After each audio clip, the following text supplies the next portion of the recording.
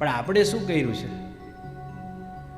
ભાગવતનું important ઓછું કરી નાખ્યું અને જે કથા કેવા વાળા છે એનું ઇમ્પોર્ટન્સ વધારી નાખ્યું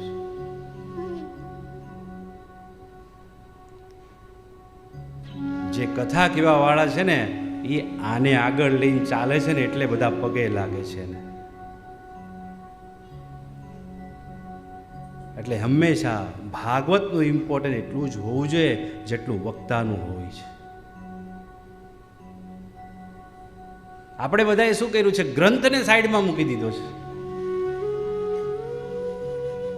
વક્તાનું મહત્વ ચોક્કસ છે અને તમે પગે લાગો એની ના નથી, પણ ગ્રંથને બી રિસ્પેક્ટ કરો એટલું એનું માન છે.